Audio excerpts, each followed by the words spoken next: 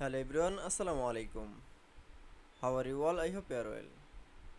Welcome back to my channel in this new video.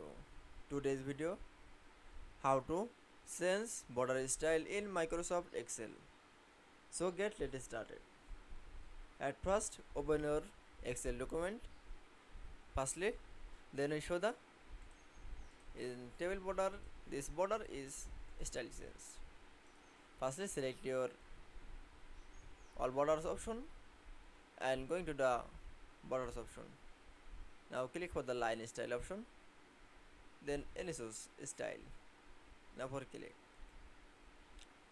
then again border option. Now click for the all borders option. That's okay. Then you show the border style in Microsoft Excel, and this border style is color sense. In select your all border option and